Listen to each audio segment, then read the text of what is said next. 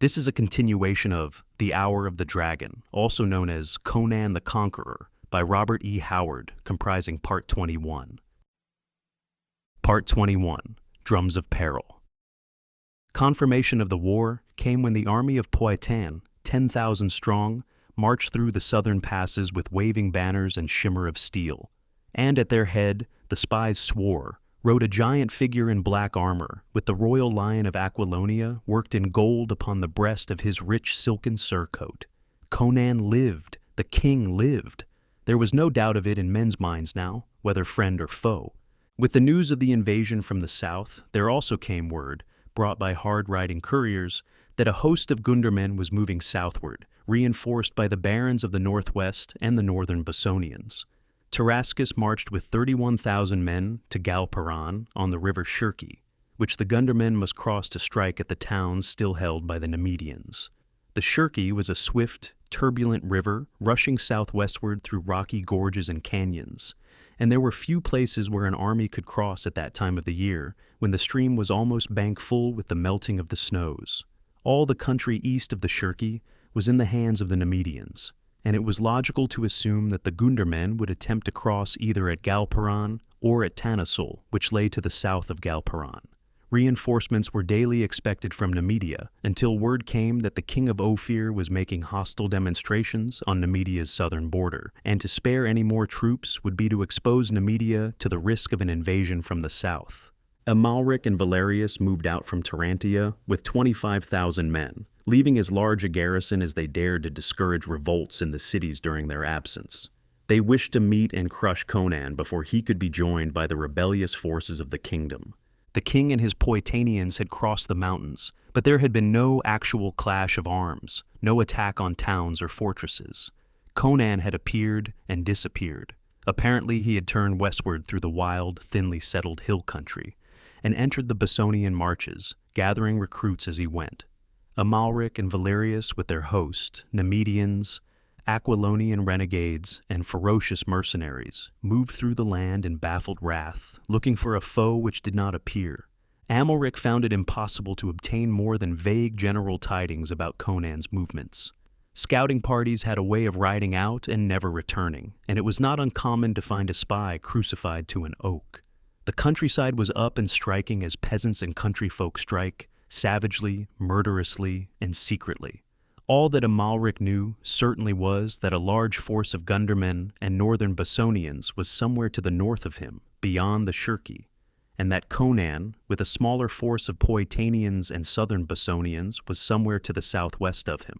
He began to grow fearful that if he and Valerius advanced further into the wild country, Conan might elude them entirely, march around them, and invade the central provinces behind them.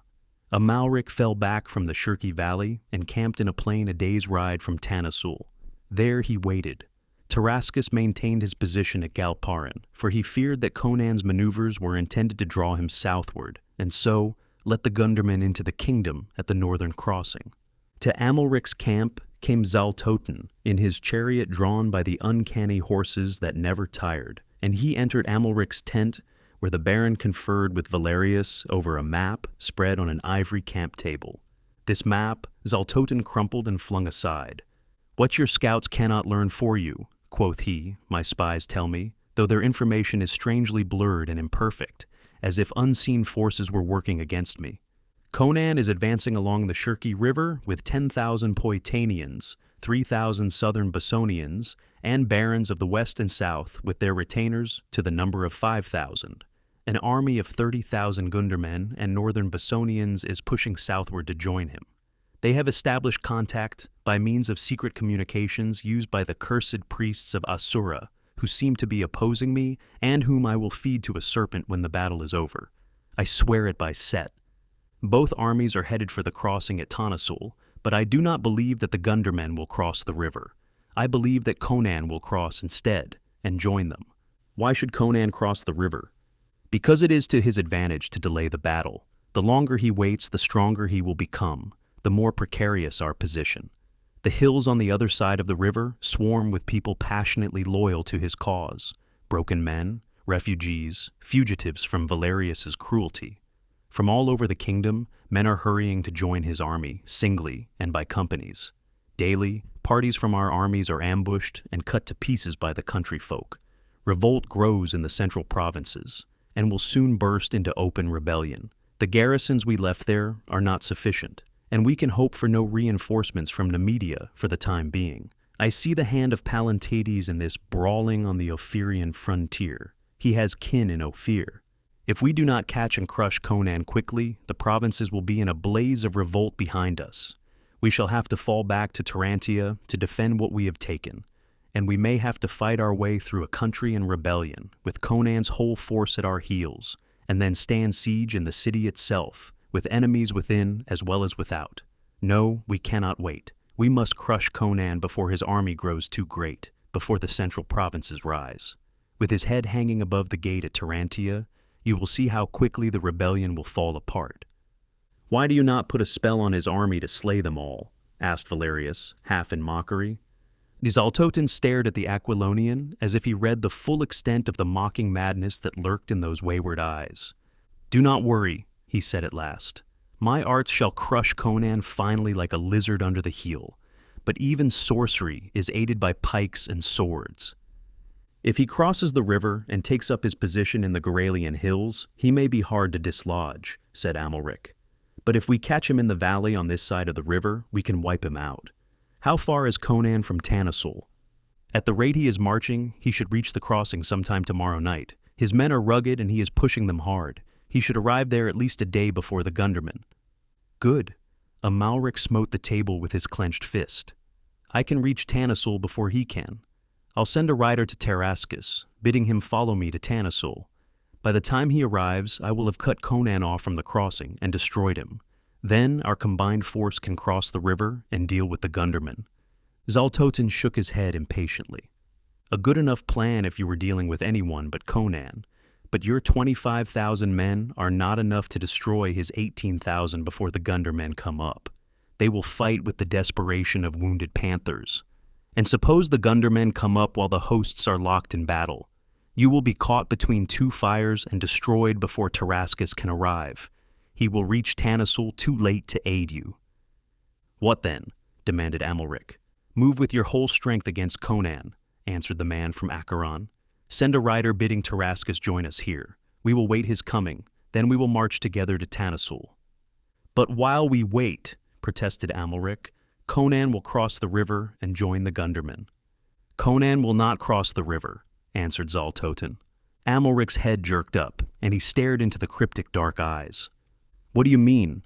Suppose there were torrential rains far to the north, at the head of the Shirki. Suppose the river came down in such flood as to render the crossing at Tanasul impassable. Could we not then bring up our entire force at our leisure, catch Conan on this side of the river, and crush him? And then, when the flood subsided, which I think it would do the next day, could we not cross the river and destroy the Gundermen? Thus we could use our full strength against each of these smaller forces in turn. Valerius laughed as he always laughed at the prospect of the ruin of either friend or foe, and drew a restless hand jerkily through his unruly yellow locks. Amalric stared at the man from Acheron with mingled fear and admiration. If we caught Conan in Shirki Valley with the hill ridges to his right and the river in flood to his left, he admitted, with our whole force we could annihilate him. Do you think, are you sure, do you believe such rains will fall? I go to my tent, answered Zaltotin, rising. Necromancy is not accomplished by the waving of a wand. Send a rider to Tarascus, and let none approach my tent. That last command was unnecessary. No man in that host could have been bribed to approach that mysterious black silken pavilion, the door flaps of which were always closely drawn. None but Zaltotin ever entered it, yet voices were often heard issuing from it.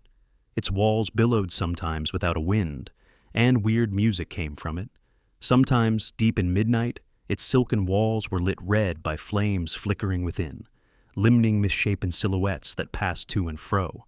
Lying in his own tent that night, Amalric heard the steady rumble of a drum in Zaltotin's tent.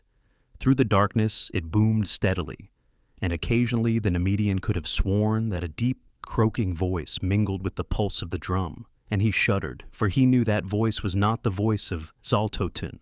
The drum rustled and muttered on like deep thunder, heard afar off, and before dawn, Amalric, glancing from his tent, caught the red flicker of lightning afar on the northern horizon. In all other parts of the sky, the great stars blazed whitely, but the distant lightning flickered incessantly, like the crimson glint of firelight on a tiny turning blade. At sunset of the next day, Tarascus came up with his host, dusty and weary from hard marching, the footmen straggling hours behind the horsemen. They camped in the plain near Amalric's camp, and at dawn, the combined army moved westward. Ahead of him roved a swarm of scouts, and Amalric waited impatiently for them to return and tell of the Poetanians trapped beside a furious flood. But when the scouts met the column, it was with the news that Conan had crossed the river. "What?" exclaimed Amalric. "Did he cross before the flood?" "There was no flood," answered the scouts, puzzled. "Late last night he came up to Tanasul and flung his army across." "No flood?" exclaimed Zaltotun, taken aback for the first time in Amalric's knowledge. "Impossible! There were mighty rains upon the headwaters of the Shirki last night, and the night before that." "That may be, your lordship," answered the scout. "It is true the water was muddy, and the people of Tanasul said that the river rose perhaps a foot yesterday, but that was not enough to prevent Conan's crossing." Zaltotun's sorcery had failed. The thought hammered in Amalric's brain. His horror of this strange man out of the past had grown steadily since that night in Belverus, when he had seen a brown, shriveled mummy swell and grow into a living man, and the death of Orestes had changed lurking horror into active fear. In his heart was a grisly conviction that the man, or devil, was invincible.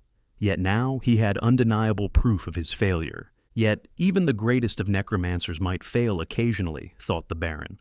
At any rate, he dared not oppose the man from Acheron, yet.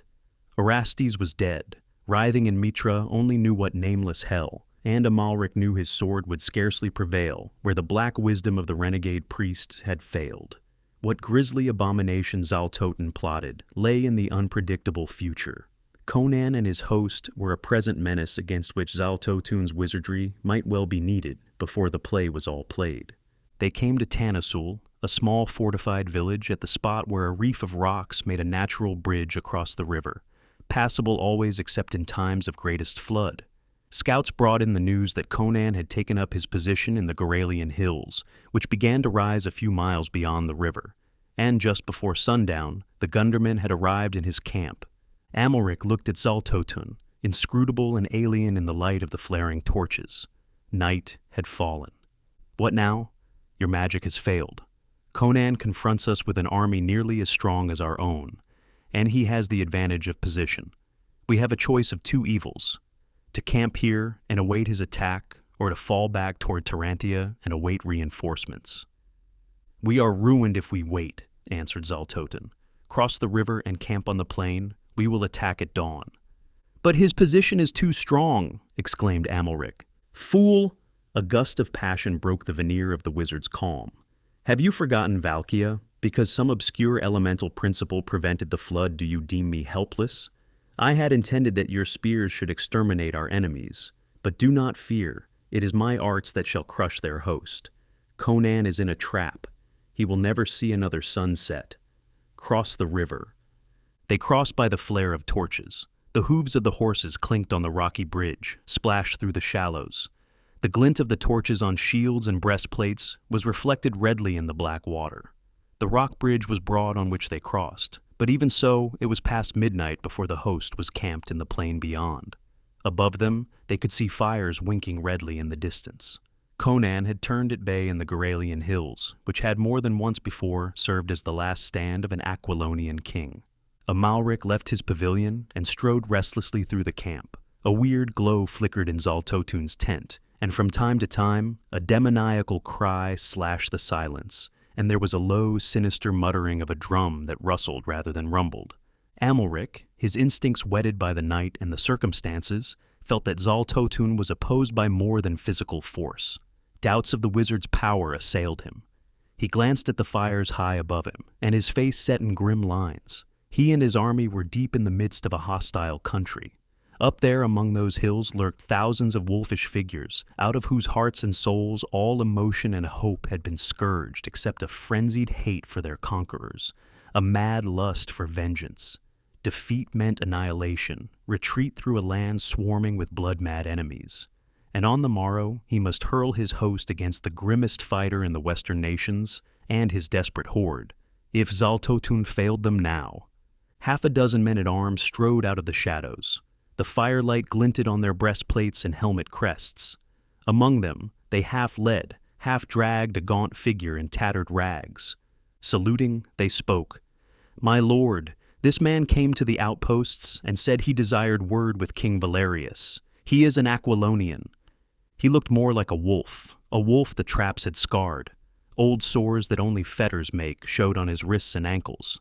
A great brand, the mark of hot iron, disfigured his face. His eyes glared through the tangle of his matted hair as he half-crouched before the Baron. "Who are you, you filthy dog?" demanded the Nemedian. "Call me Tiberius," answered the man, and his teeth clicked in an involuntary spasm. "I have come to tell you how to trap Conan." "A traitor, eh?" rumbled the Baron. "Men say you have gold," mouthed the man, shivering under his rags. "Give some to me. Give me gold, and I will show you how to defeat the king." His eyes glazed widely. His outstretched, upturned hands were spread like quivering claws. Amalric shrugged his shoulder in distaste, but no tool was too base for his use. "If you speak the truth, you shall have more gold than you can carry," he said. "If you are a liar and a spy, I will have you crucified head down. Bring him along."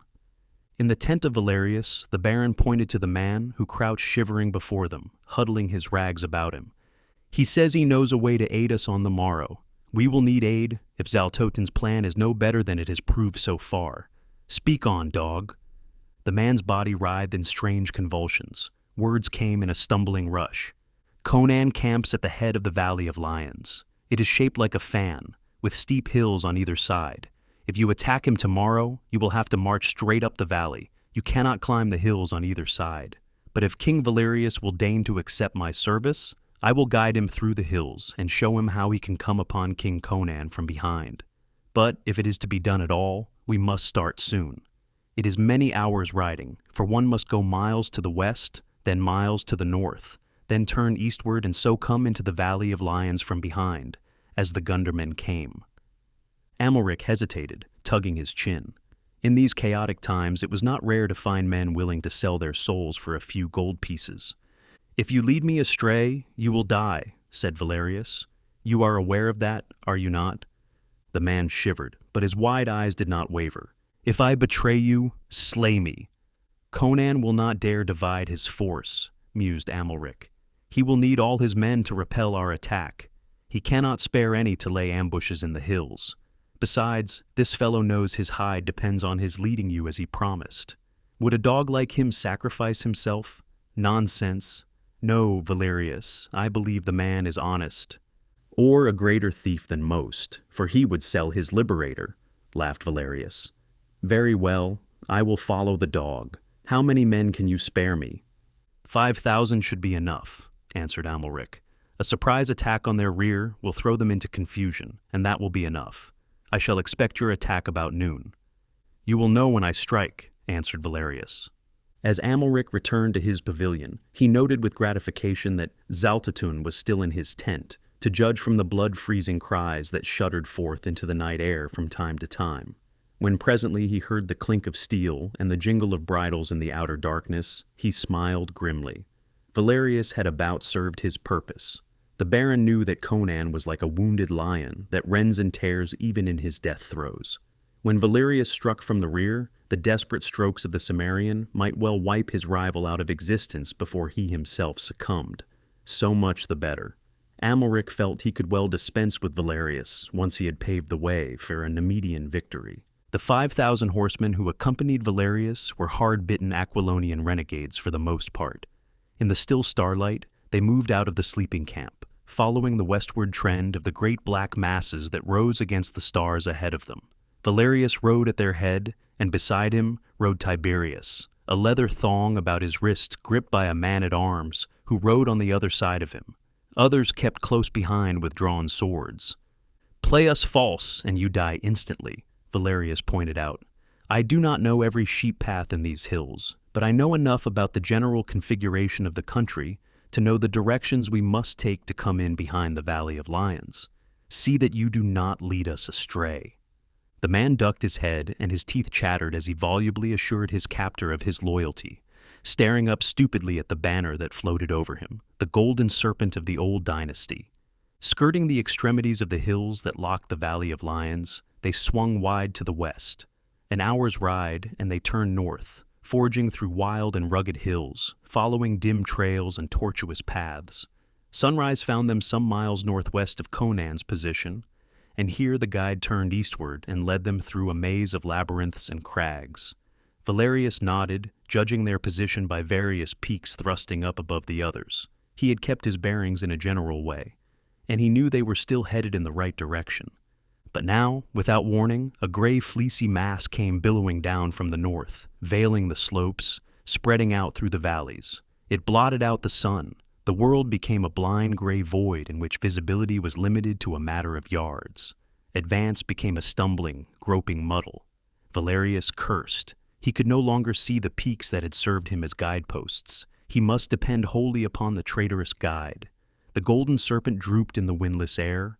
Presently Tiberius seemed himself confused. He halted, stared about uncertainly. "Are you lost, dog?" demanded Valerius harshly. "Listen." Somewhere ahead of them, a faint vibration began, the rhythmic rumble of a drum. "Conan's drum!" exclaimed the Aquilonian. "If we are close enough to hear the drum," said Valerius, "why do we not hear the shouts and the clang of arms? Surely battle has joined." "The gorges and the winds play strange tricks," answered Tiberius, his teeth chattering with the ague that is frequently the lot of men who have spent much time in damp underground dungeons. "Listen!" Faintly to their ears came a low, muffled roar. "They are fighting down in the valley!" cried Tiberius. "The drum is beating on the heights. Let us hasten." He rode straight on toward the sound of the distant drum, as one who knows his ground at last. Valerius followed, cursing the fog. Then it occurred to him that it would mask his advance. Conan could not see him coming. He would be at the Cimmerian's back before the noonday sun dispelled the mists. Just now, he could not tell what lay on either hand, whether cliffs, thickets, or gorges. The drum throbbed unceasingly, growing louder as they advanced, but they heard no more of the battle. Valerius had no idea toward what point of the compass they were headed. He started as he saw gray rock walls looming through the smoky drifts on either hand, and realized that they were riding through a narrow defile. But the guide showed no sign of nervousness, and Valerius hove a sigh of relief when the walls widened out and became invisible in the fog. They were through the defile. If an ambush had been planned, it would have been made in that pass. But now Tiberius halted again. The drum was rumbling louder, and Valerius could not determine from what direction the sound was coming. Now it seemed ahead of him, now behind, now on one hand or the other. Valerius glared about him impatiently, sitting on his warhorse with wisps of mist curling about him and the moisture gleaming on his armor. Behind him, the long lines of steel-clad riders faded away and away like phantoms into the mist. "Why do you tarry, dog?" he demanded. The man seemed to be listening to the ghostly drum. Slowly he straightened in his saddle, turned his head, and faced Valerius, and the smile on his lips was terrible to see. "The fog is thinning, Valerius," he said in a new voice, pointing a bony finger. "Look!" The drum was silent. The fog was fading away. First the crests of cliffs came in sight above the gray clouds, tall and spectral. Lower and lower crawled the mists, shrinking, fading. Valerius started up in his stirrups with a cry that the horsemen echoed behind him. On all sides of them, the cliffs towered. They were not in a wide, open valley as he had supposed. They were in a blind gorge walled by sheer cliffs hundreds of feet high. The only entrance or exit was the narrow defile through which they had ridden. "Dog!" Valerius struck Tiberius full in the mouth with his clenched mailed hand. "What devil's trick is this?" Tiberius spat out a mouthful of blood and shook with fearful laughter. "A trick that shall rid the world of a beast. Look, dog!" Again Valerius cried out, more in fury than in fear. The defile was blocked by a wild and terrible band of men who stood silent as images, ragged, shock-headed men with spears in their hands, hundreds of them. And up on the cliffs appeared other faces, thousands of faces, wild, gaunt, ferocious faces, marked by fire and steel and starvation. "A trick of Conan's!" raged Valerius. "Conan knows nothing of it," laughed Tiberius. It was the plot of broken men, of men you ruined and turned to beasts. Amalric was right. Conan has not divided his army. We are the rabble who followed him, the wolves who skulked in these hills, the homeless men, the hopeless men. This was our plan, and the priests of Asura aided us with their mist. Look at them, Valerius. Each bears the mark of your hand, on his body or on his heart. Look at me. You do not know me, do you? What of this scar your hangman burned upon me? Once you knew me. Once I was lord of Emilius, the man whose sons you murdered, whose daughter your mercenaries ravished and slew. You said I would not sacrifice myself to trap you? Almighty gods, if I had 1,000 lives, I would give them all to buy your doom. And I have bought it. Look on the men you broke, dead men who once played the king. Their hour has come. This gorge is your tomb. Try to climb the cliffs. They are steep, they are high. Try to fight your way back through the defile. Spears will block your path. Boulders will crush you from above. Dog, I will be waiting for you in hell. Throwing back his head, he laughed until the rocks rang. Valerius leaned from his saddle and slashed down with his great sword, severing shoulder bone and breast. Tiberius sank to the earth, still laughing gastily through a gurgle of gushing blood. The drums had begun again, encircling the gorge with guttural thunder. Boulders came crashing down. Above the screams of dying men shrilled the arrows in blinding clouds from the cliffs. This concludes the 11th part of 12 total of The Hour of the Dragon, also known as Conan the Conqueror, by Robert E. Howard, produced by Best Audiobooks for free.